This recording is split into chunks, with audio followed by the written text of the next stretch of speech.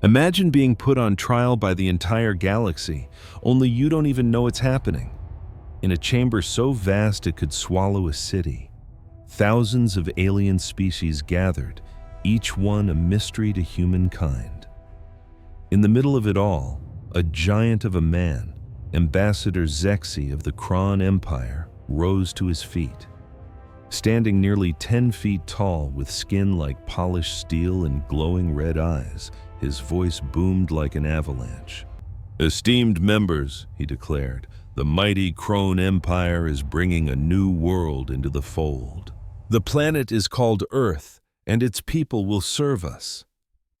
A tidal wave of whispers crashed through the hall. This was an injustice on a cosmic scale, a powerful empire targeting a species that was just a baby on the galactic stage. What happens when the galaxy's biggest bully picks on the new kid?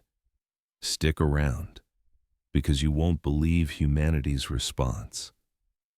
The first to object was Velara, an ancient ambassador whose wisdom was legendary. "Have you lost your senses?" she asked, her voice calm but sharp. Zexy just laughed, a horrible sound like grinding rocks. "You're just old and afraid, Velara. Humans are pathetic. They're a young, feeble species. They've only been flying between stars for 100 years, while we've done it for millennia." Then, a scarred old warrior, General Thra, stood up. "You're a fool, Kron," he growled. "You have no idea what you're dealing with. We've watched them since they first left their planet. They're different." Zexy scoffed. "Different? They're fragile creatures of flesh and water. Their ships are toys and their weapons are primitive. How could they possibly be different?" That's when Ambassador Q, the oldest and most respected being in the room, slowly got up. When he spoke, the entire chamber fell silent. "Young Kron," his voice was like the whisper of wind through ancient ruins. "I've seen empires far greater than yours crumble because they underestimated the weak. And the humans, they unnerve me, not because of their strength, but because of how they think." Zexy waved his hand dismissively. "Fairy tales from old men. The Kron Empire has conquered 47 star systems. We've never lost. These humans will be just one more easy win." "But have you actually studied them?" asked Dr. Zillith, a scientist whose voice was pure melody. "Their history, their wars, their unique approach to problem solving." "I've seen all I need to," Zexy snapped. "They bicker over tiny patches of dirt. Their weapons are based on simple chemistry. They have no unity. They'll fold the moment we show up." The hall exploded into a chaotic symphony of voices as hundreds of aliens began arguing at once. Some were trying to warn the Kron. Others were already planning to steer clear of human space, fearing the fallout. Velara called for silence. When the noise settled, she tried again. "Zexy, we are begging you not to make a catastrophic error. They might seem weak, but they possess something that terrifies anyone who's paid attention." "And what might that be?" Zexy sneered. "They never quit," General Thra said, his voice low and serious. "In all our observations, we've never seen humanity as a whole except defeat. They lose battles, but they always find a way to win the war." "And they adapt," added Dr. Zillith, "faster than any species on record. Give them an impossible problem, and they'll invent 10 different solutions, none of which you'd ever see coming." "They sacrifice," Ambassador Q said with a deep sadness. "They will lay down their lives not just for their species, but for an idea. Their definition of an acceptable loss is completely alien to us." Zexy scanned the room, seeing nothing but worried faces. It only made him angrier. "You're all cowards," he roared. "The Kron Empire fears no one. In 6 months, we will return with Earth conquered and its people in chains. Then you'll all see how ridiculous your fears were." "Ambassador," Velara pleaded one last time, "I urge you, reconsider. talk to them. There has to be another way." "The time for talk is over," Zexy shot back. "The decision is made. Earth is ours." With that, he turned and stormed out, his arrogant delegation marching right behind him. A heavy silence hung in the air. Finally, General Thra broke it. "Should we send them a warning?" Ambassador Q shook his ancient head. "They'll find out soon enough. And when they do," he paused, a profound weariness in his eyes, "I'm afraid we're all about to learn what happens when you corner the one species in the galaxy that sees war not as a tool of politics, but as a fight for the very right to exist." As the council members left, they weren't just thinking about the crone. They were thinking about humanity, and many of them began quietly plotting how to be on the right side of history when the dust settled. Back on Earth, the Crone's message arrived 3 weeks later. President Chen read the ultimatum in her Geneva office for the 3rd time. The words were brutally simple: surrender or be annihilated. 6 months, she whispered to the empty room. "They're giving us 6 months." She calmly pressed a button on her desk, and her chief of staff's face appeared on a screen. "Martha," President Chen said, her voice steady as a rock, "activate Protocol 7. Martha's face turned white. Protocol 7 was a ghost, a 50-year-old emergency plan from when humanity first discovered it wasn't alone. "Are you absolutely certain, Madam President?" Martha whispered. "Absolutely. Send the codes out on the quantum channels. Every colony, every military base, every deep space station. I want every human alive to get this message within the hour."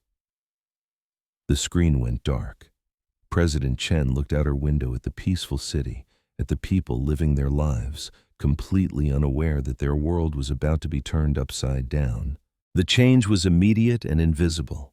Far beyond Neptune, an asteroid the size of a mountain suddenly cracked open, revealing a massive, hidden military station. Similar stations blinked to life across the entire solar system, all disguised as boring mining outposts. On humanity's most distant colony, Kepler 442b, Governor Hassan was eating breakfast with his family when the message came. He kissed his wife and kids goodbye, walked into his office, and activated a hand scanner that had been gathering dust for 2 decades. Deep beneath the planet's surface, colossal machines, whose existence was the stuff of myth, roared to life. Aboard a tiny research vessel near the Vega system, Captain Torres was in the middle of a stellar survey when her comms officer burst onto the bridge.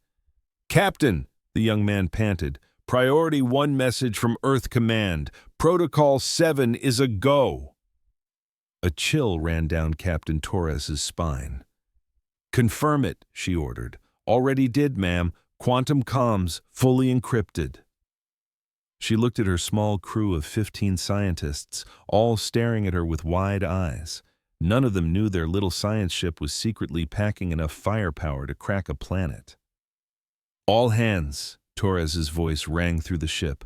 "Listen up. As of right now, this is no longer a research vessel. We are now the United Earth Expeditionary Ship Retribution, and we have a job to do." Meanwhile, deep inside a bunker under the Rocky Mountains, General Morrison watched a holographic map of the galaxy light up. Thousands of green dots, each one a human ship or colony, spread across 37 star systems. "Sir," his aide reported, "all assets have confirmed receipt of Protocol 7. All sleeper protocols are now active." General Morrison gave a grim nod. "Time frame? We'll be fully mobilized in 6 weeks, sir, but our first line of defense will be ready in 72 hours. "Excellent. Signal the colonies. Tell them to begin Phase 1. All across human-controlled space, a secret was revealed. Harmless-looking mining freighters exposed hidden missile batteries. Civilian transports opened their cargo bays to reveal fleets of fighter craft. What everyone thought were research stations bristled with plasma cannons. But the greatest surprise wasn't the technology. It was the people. On Mars, factories instantly switched from making tractors to building tanks.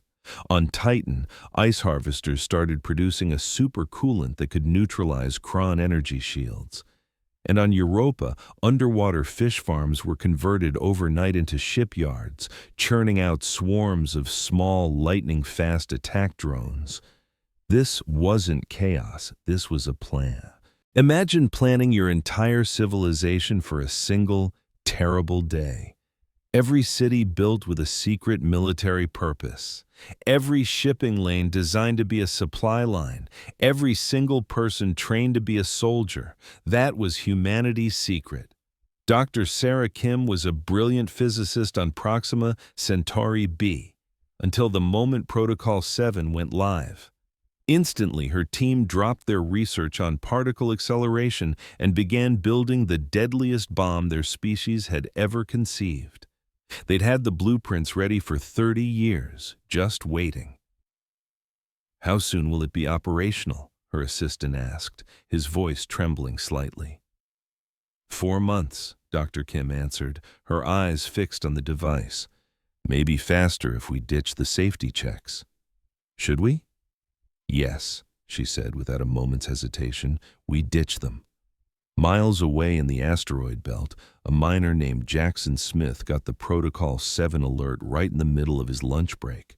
He glanced around this mess hall at his crew of 23. These guys were his family. They'd been cracking rocks together for 15 years. But now, everything was about to change. "All right, fellas," he said, setting a sandwich down. "You all remember that mandatory military training we had to take to get this gig?" The crew exchanged nervous glances and nodded. Every person who left Earth for a job in space had to go through it. Most figured it was just a precaution for things like equipment failure or the odd pirate raid. "Well," Jackson said with a grim smile, "turns out it wasn't for pirates." 2 weeks later, Jackson's repurposed mining freighter was patrolling the far reaches of the solar system, equipped with weapons that could tear through advanced alien battleships like they were tin cans. But the transformation wasn't just about guns and ships. Human society itself was remade in an instant. From Earth, President Chen delivered an address to all 12 billion of her people. "My fellow humans," she began, her voice calm and steady, "we are on the verge of facing our greatest trial. An alien empire, known as the Kron, sees us as a primitive, weak species. They believe we'll roll over and surrender. They are dead wrong." She paused, her gaze piercing through the camera. "For 50 years, ever since we discovered we weren't alone in the cosmos, we have been getting ready for this, not hoping for it, not wanting it, but preparing. Every colony, every station, and every ship was built with a singular mission: to ensure that anyone who comes for us will live to regret it for eternity." Across the galaxy, humanity stopped and listened as one. "We will not surrender," President Chen declared, her voice rising. "We will not offer terms. We will not fall back. We will teach the galaxy what happens when you threaten the children of Earth." The moment her speech concluded, humanity went to work. Not just soldiers, but teachers, farmers, engineers, and artists. Everyone had a part to play.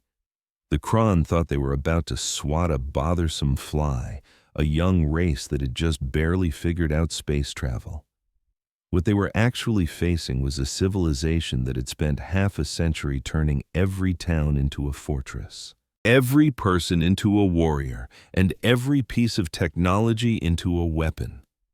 In 6 months, the Kron Armada would reach Earth, expecting an easy conquest. What they would find instead was something the galaxy had never witnessed before: an entire species that had collectively decided to make an example out of anyone foolish enough to pick a fight with them. Admiral Krexar of the Kron Third Fleet was brimming with confidence as his ships neared the outer human colonies. He was in command of 300 warships, the most powerful fleet the Kron Empire had ever launched. His vessels were state-of-the-art, and his warriors had never tasted defeat. "Sir," his communications officer announced, "we're approaching the Kepler 442 system. Our long-range scans detect minimal defenses. Looks like maybe 20 small ships." Admiral Krexar grinned, revealing a row of sharp metallic teeth. 20 ships against his 300. This was going to be a slaughter. What the Admiral couldn't possibly know was that those 20 ships were counting on his arrogance. From the bridge of her flagship, the UES Defiance, Captain Sarah Martinez watched the enemy approach. Her ships were tiny compared to the Kron behemoths, but they were designed for one job: to inflict as much pain as possible before they went down.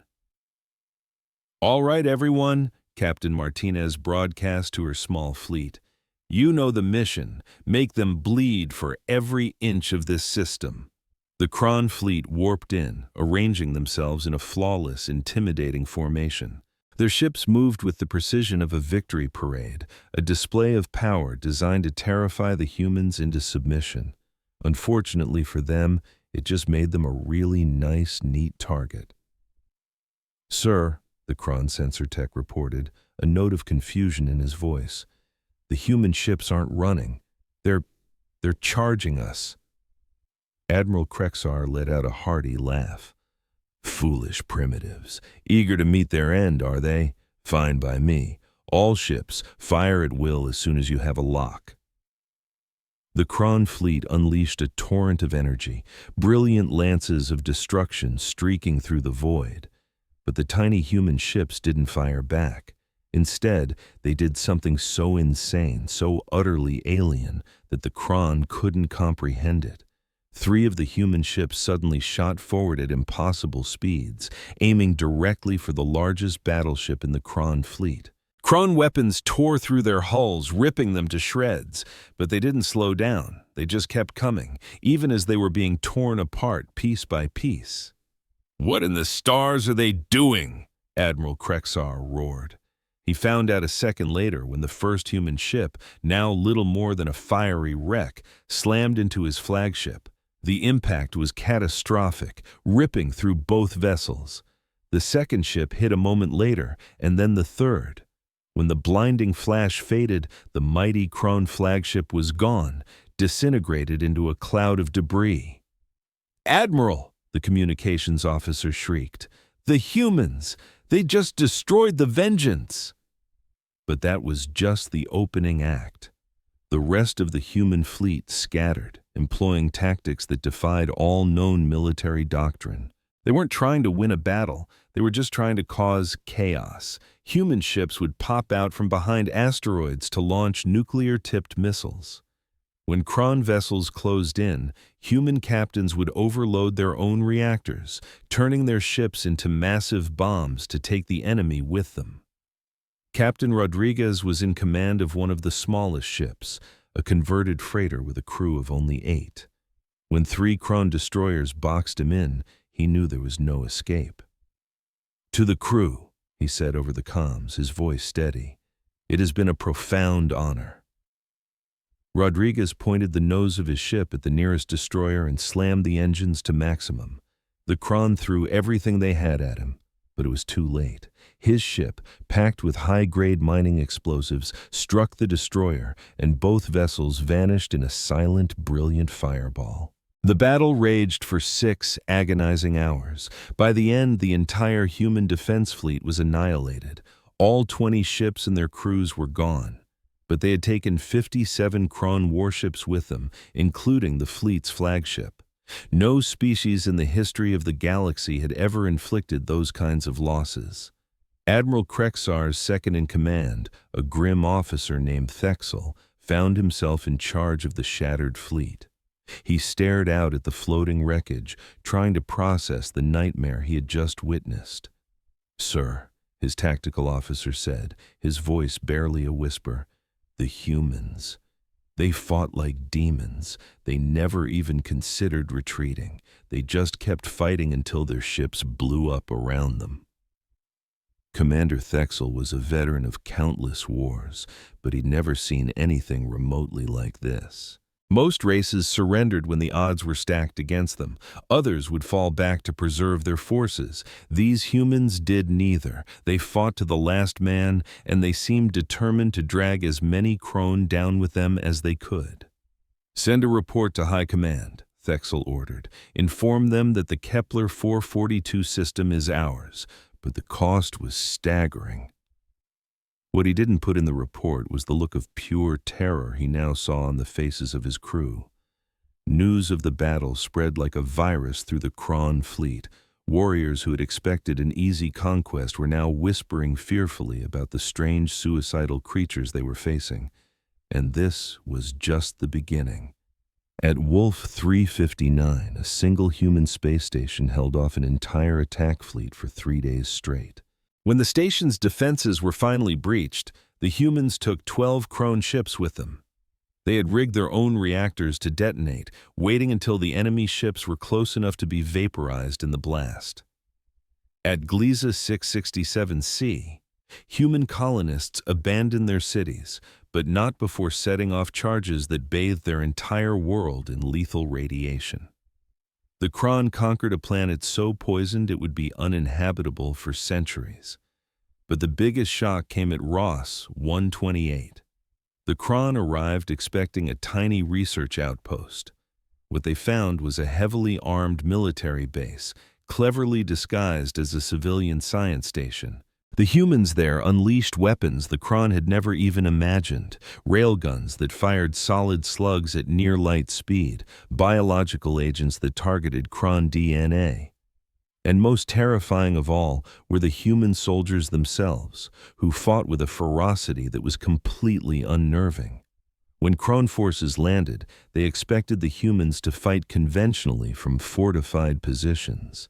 Instead, the humans launched relentless attacks using psychological warfare. Snipers would take a single, devastating shot and then vanish. Booby traps would detonate in areas the Kron thought were secure. Some human soldiers would even fake a surrender, only to activate hidden explosives when the Kron came to take them prisoner. General Vexloth, the Kron commander on Ross 128, sent a panicked message to Fleet Command. It was a message that would send shockwaves through the entire empire. He said the humans, they don't fight to win land. They fight to wipe us out. They seem to care more about destroying our forces than they do about their own lives. After just 1 month, the mighty Kron Empire had captured a few human colonies, but the cost was staggering. They'd lost nearly 200 ships and thousands of soldiers. And what was worse, the other species across the galaxy were watching. They were learning that the unstoppable Kron could bleed. Back on the Kron homeworld, Emperor Krexel read the reports in his palace, his disbelief turning to rage. "These losses are unacceptable," he roared at his war council. "How can these primitives be causing so much damage?" His chief admiral chose his words carefully. "My emperor, the humans fight like no one we've ever faced.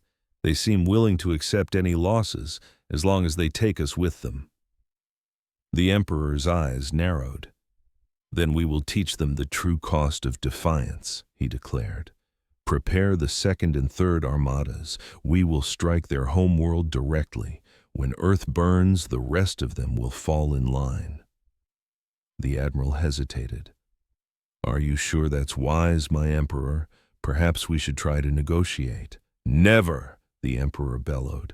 "The Kron do not negotiate with primitives. Ready the fleets. We attack Earth in 2 months." As the Kron amassed the largest fleet in their history, whispers of humanity's supposed madness spread through the galaxy.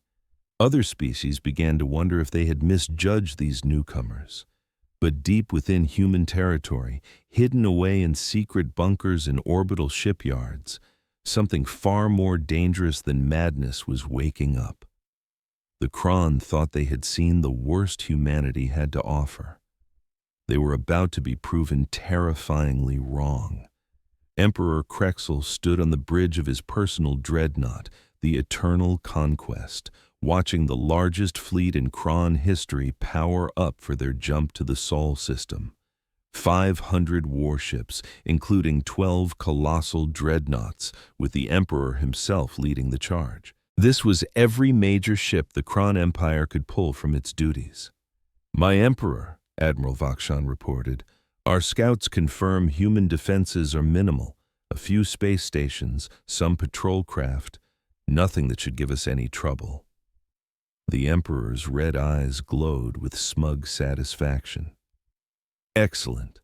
Once we turn Earth to glass, the other colonies will see how pointless it is to resist."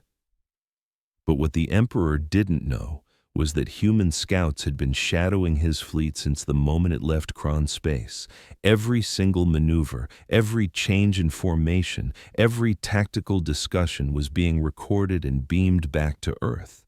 And in a hidden bunker buried deep beneath the planet's surface, General Morrison watched the enemy fleet approach on his holographic map. All around him, dozens of officers managed stations linked to every single human military asset in the solar system. "Status report," Morrison commanded. "All defensive platforms are online," an officer replied. "The asteroid fortifications are armed and ready. Mars orbital cannons are fully charged. All sleeper ships have activated their combat protocols."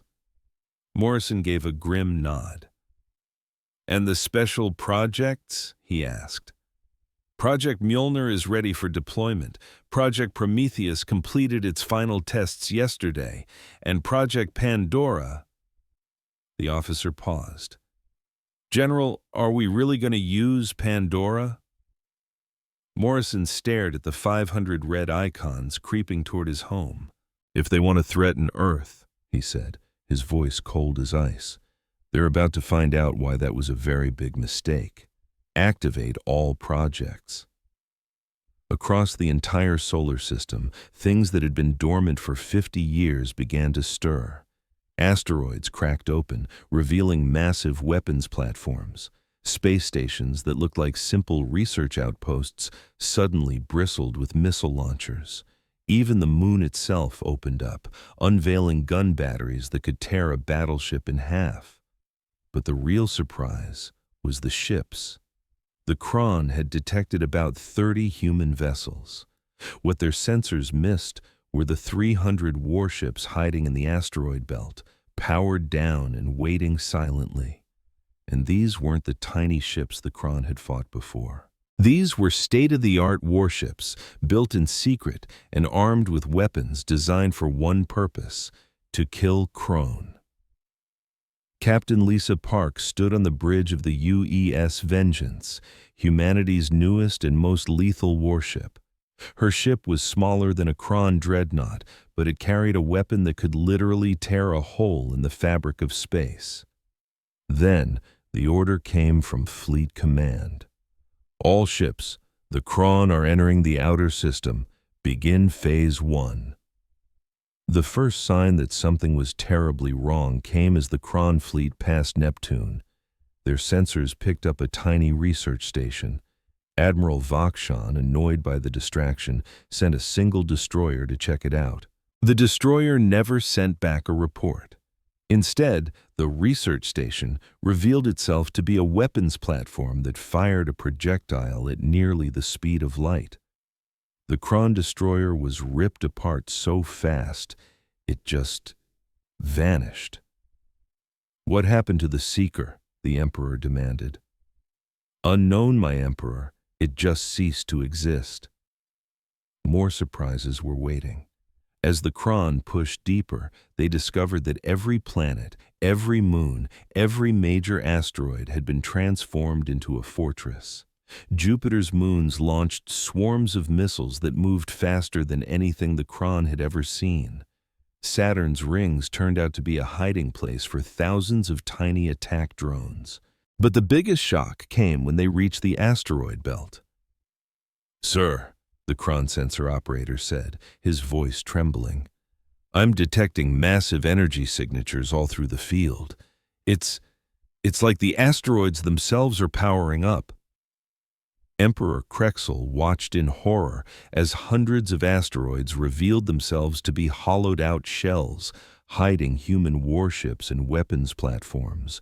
The asteroid belt had become the largest military base in the history of the galaxy. "Impossible," he whispered. "How could they hide all of this?" Admiral Vakshan was wondering the same thing when the humans finally attacked. The entire asteroid belt erupted with weapons fire, beams of energy that sliced through Krone armor like paper, missiles that could track a ship across millions of kilometers, and strangest of all, projectiles that seemed to warp space as they flew. The lead Krone ships were obliterated so quickly that the rest of the fleet couldn't even react. In the first 30 seconds of the battle, humanity destroyed 50 Krone vessels without losing a single ship of their own. "All ships return fire," the Emperor screamed. The Krone fleet started shooting back, but their enemies were everywhere and nowhere at once. Human ships would dart out from behind an asteroid, unleash a devastating volley, and then vanish. The humans weren't fighting a battle, they were conducting a hunt. Captain Park's ship, the Vengeance, locked onto the largest Krone dreadnought and fired its special weapon. Space itself seemed to twist as the projectile shot toward its target. When it hit, the dreadnought didn't just explode, it folded in on itself and then simply disappeared. "What in the stars was that?" Admiral Vakshan yelled. His science officer's voice was filled with pure terror. "Sir, I think they just weaponized a black hole." The battle raged for hours, but it wasn't a battle. It was a slaughter. The Krone had the numbers, but the humans had turned their home into one giant weapon. Every rock became a bullet. Every planet became a cannon. They were even using the sun, firing arrays that focused solar energy into beams of pure destruction. What truly horrified the Krone was how the humans fought. When a human ship was critically damaged, the crew didn't try to escape. They floored the accelerator, aimed for the nearest Krone ship, and detonated their reactor. One Krone captain watched in disbelief as a human ship, its entire front section blown away, kept fighting. The human crew, exposed to the vacuum of space, stayed at their posts, firing their weapons until they suffocated. "They're insane," the Krone captain whispered. "They fight like demons." But they weren't insane. They were desperate, and they had been preparing for 50 years for this very moment. Every single human knew that if they lost this fight, their species was finished. So they fought with absolutely everything they had. The turning point came when Emperor Krexel himself was forced to run. His personal dreadnought, the pride of the entire Krone fleet, was being hunted by a pack of human ships that moved like wolves. They had already crippled his escort vessels and were closing in for the kill. "My Emperor," Admiral Vakshan pleaded, "we have to withdraw. We've lost over half the fleet." The Emperor stared at his tactical map, which was littered with the wreckage of hundreds of his ships. The humans had lost ships too, but not nearly as many. And worse, more human vessels just kept appearing from hidden bases all over the system. "Retreat," he said, his voice barely a whisper. Then, louder, "All ships, retreat!" The remains of the Krone fleet fled the Sol system, leaving behind nearly 300 destroyed warships and thousands of dead. The greatest military force the galaxy had ever known had been utterly shattered by a people who turned their entire home into a weapon. As the last enemy ship vanished into hyperspace, General Morrison allowed himself a small, tired smile. But he knew this wasn't over. The Krone would be back, and next time, they'd be ready. "Status report," he ordered. "We lost 47 ships and 6 major installations," came the reply. "Casualty reports are still coming in, but it looks like about 12,000 dead." Morrison gave a solemn nod. 12,000 humans gave their lives to defend our world, but in doing so they saved Earth and sent a clear message to the galaxy. Humanity was no one's punching bag. How did our special projects perform? He asked. Mjolnir was a complete success. Prometheus performed even better than we'd hoped.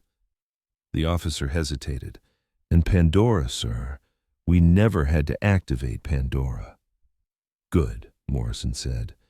Keep it on ice for the next time. All across the galaxy, the news of the Krone Empire's defeat was spreading like a shockwave.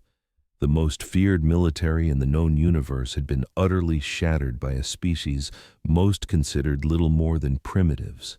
Panic erupted in the Galactic Council. Trade routes were redrawn overnight to steer clear of former Krone territory, and some civilizations quickly started trying to get friendly with humanity, wanting to be on the right side of history. But hidden deep beneath the Earth's surface, humanity wasn't celebrating. They were already planning their next move. This battle was won, but the war was a long way from over. The Krone would be back for revenge, and this time they'd likely bring friends. Humanity was fine with that. They'd spent 50 years getting ready for just one war. The emergency meeting of the Galactic Council was pure chaos, a scene unlike any in its long history. Delegates from over 200 species shouted over one another in the Grand Hall, a noisy mess of fear, rage, and utter confusion. At the heart of the storm sat the handful of surviving Krone officials, their usual arrogance gone, replaced by the empty, haunted stares of the defeated. Ambassador Valara of the Archelon Union finally managed to bring some order. Her ancient voice cut through the noise, commanding the respect of beings who had lived for thousands of years. "We are gathered here," she declared, "to listen to testimony about the events in the Sol system. The Krone Empire has suffered what can only be described as a complete military collapse. We must understand how this was even possible." Emperor Krexel wasn't there to answer. His remains had been found scattered among the debris of his flagship, along with nearly his entire command staff. The acting Krone representative was Admiral Thakor, one of the few high-ranking officers who had made it out alive. The admiral got to his feet slowly, his metallic body dented and scarred, his glowing red eyes now dim. When he finally spoke, his voice was just a faint, raspy whisper. "Honored Council," he began, "I was in command of the Krone 4th Battle Group during the attack on Earth.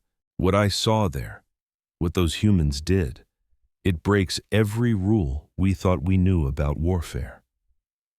The entire hall went silent. Even races that had always despised the Krone leaned in, desperate to hear. "The humans weaponized their entire solar system," Thakor went on. "Every single asteroid, every moon, every chunk of space junk was either a hidden gun platform or a camouflaged ship." He paused, his hands trembling at the memory, but that wasn't the horrifying part. The worst part was the way they fought. They weren't fighting to win territory or to seize resources. They were fighting to make absolutely sure we could never be a threat to them ever again. I saw human pilots continue firing even after their cockpits were breached and they had no air left to breathe. I watched them crash simple cargo ships into our mightiest dreadnoughts. I saw them overload the reactors of their own space stations, turning them into massive bombs just to take our ships with them. Dr. Zilth from the Science Collective asked in a quiet tone, "What was their acceptable casualty rate?" "There was no rate," Thakor replied, his voice cracking. "They fought as if every last human life was expendable. So long as it meant they could hurt us, we would obliterate entire human bases, and instead of surrendering, they would rig their reactors to detonate and drag our fleet down with them." General Thrax of the Hegemony, who had tried to warn the Krone about this months ago, just shook his scarred head. "How many ships did you lose?" 437, Thakor answered. Out of 500, a wave of stunned gasps swept across the assembly. The greatest fleet ever assembled in galactic history had been all but wiped out. But that's not what truly terrifies me, the Corps added. The most terrifying thing is that they were holding back. What are you talking about? Ambassador Valara demanded. Our intelligence teams analyzed the human weaponry. A lot of it was clearly experimental, stuff they seemed to have been saving for a moment just like this. But during the final hours of the battle, our sensors picked up energy signatures, readings that pointed to even stronger weapons that they never deployed. Commander Kexel, another Kron survivor, shakily stood. I was there when we intercepted some of their communications. One of their commanders reported that something called Project Pandora was ready to go, but they were ordered to stand down. And what, Dr. Zilth asked, is Project Pandora? We have no idea, Commander Kexel admitted, but based on the energy signature, we believe it was powerful enough to shatter entire planets. The hall exploded into a frenzy of panicked whispers. The thought that humans possessed planet-killing weapons and chose not to use them was somehow far more frightening than if they had actually unleashed them. Ambassador Ku of the Vorthak, the oldest being in the council, slowly pushed himself up from his chair. At over 1,000 years old, he had watched dozens of empires rise and fall. I have a question for our Kron colleagues, he said, his voice like the rustling of ancient leaves. During this conflict, did a single human ship or outpost ever try to surrender? The surviving Kron officers exchanged uneasy glances. Finally, Admiral Thakor answered, no, not a single one. Even when their situation was completely hopeless, even when they were outnumbered 100 to 1, they just kept fighting. Some of their ships were still shooting at us, even as they were blowing apart. And did any of their colonies try to negotiate after your fleet first arrived? No, the admiral said softly. They evacuated all the civilians they could, then turned their own cities into death traps. When our troops landed, we discovered they had rigged entire planets to self-destruct. Ambassador Q nodded slowly. Then you have finally learned the lesson we tried to teach you months ago. Humans do not think like we do. They don't fight wars for strategic advantage or to force a better treaty. They fight wars to ensure their enemy ceases to exist. The ancient alien scanned the chamber, his old eyes looking at the terrified faces of delegates from hundreds of different worlds. What you have witnessed, Q continued, is the result of attacking a species that has spent 50 years preparing for the day someone might try to wipe them out. Every human colony, every human ship, every piece of their technology was built for a single purpose: to make any attacker deeply regret their choice. Dr. Xylith voiced the question on everyone's mind. So are the humans a threat to the rest of us now? Before a single person could respond, the massive doors to the chamber swung open. A lone figure walked in, dressed in the simple blue uniform of the Earth Diplomatic Corps. It was Ambassador Sarah Chen, President Chen's own daughter and the very first human to ever set foot in the Galactic Council. A dead silence fell over the hall as she walked to the center of the room. Her presence was a strange mix of calming and absolutely terrifying. She looked so young, so harmless, yet everyone knew she was the face of the species that had just annihilated the most powerful fleet in the galaxy. Honored representatives, Ambassador Chen said, her voice ringing out clear and strong. I'm not here today as a conqueror. I'm here because I want to make sure a tragedy like this never happens again. She turned her gaze directly to the surviving Kron officers. The Kron Empire attacked my people because they saw us as weak. They assumed we would simply roll over and surrender. They were mistaken. And now thousands of soldiers on both sides have paid the price for that mistake. She then turned to face the entire assembly. Humanity has no desire to be your enemy. We want to be your trading partners, to learn from you, and to explore this amazing galaxy alongside you. But I need to be perfectly clear about one thing. What happened in the Sol system is exactly what will happen to any other species that threatens Earth or its colonies. The chamber was so quiet you could hear a pin drop as she continued. We are not an aggressive people by nature, but we are completely and utterly ruthless when it comes to defending ourselves. Every human settlement is a fortress, every human ship is a potential weapon, and every single human citizen is trained to resist an invasion. Ambassador Chen paused, letting the weight of her words settle in. The Kron learned this lesson the hard way, at the cost of their entire fleet. I truly hope no one else feels the need to learn it for themselves. She started to leave, but then stopped and glanced back at the delegates. Oh, and one last thing. I'm sure you've heard rumors that humanity has weapons we chose not to use in this war. Those rumors are true. We held back because our goal was to send a message, not to commit genocide. But if anyone else decides they want to try their luck, she gave a small shrug. Well, let's just say we might not be so restrained next time. After she was gone, the hall was silent for several long minutes. Finally, Ambassador Valara broke the silence. I move that we immediately draft and ratify the Terra Accords. A galaxy-wide treaty, she explained, declaring that Earth and all human-controlled space are permanently off-limits to any and all military action. Seconded, General Thrax shouted immediately. Thirded, Dr. Zillith added. In less than an hour, every single species in the Council had signed the agreement.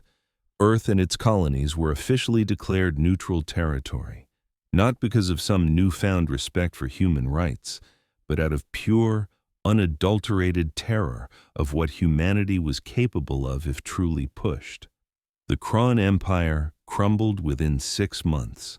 Its remaining colonies either fought for independence or were quickly swallowed up by their neighbors. The Emperor's home world now serves as a monument to the foolishness of underestimating humanity.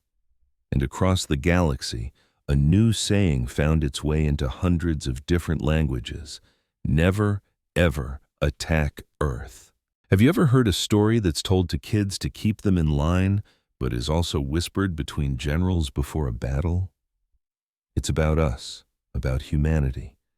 And it starts with the biggest mistake the Kron Empire ever made. They picked a fight with people who just wanted to be left alone. They saw us as an easy target, a peaceful species that wouldn't fight back. They were wrong, and the story of how wrong they were is one for the ages. Stick around, because you need to hear how one act of injustice turned the galaxy's biggest underdogs into its most respected power. It all started when the Kron burned our outer colonies. We're not talking about military outposts. We're talking about farms, homes, families. They sent a message that they were the predators, and we were the prey.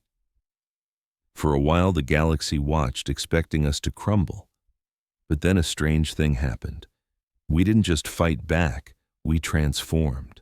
Every single human, from diplomats to delivery drivers, became part of a single, unified war machine. It wasn't about anger. It was a cold, calculated fury. The Kron expected a fleet, but they got something they couldn't comprehend. 100 billion people all working with terrible, perfect efficiency to erase them from existence. That was the big reveal, the secret weapon humanity had been hiding. It wasn't a ship or a bomb. It was our unity.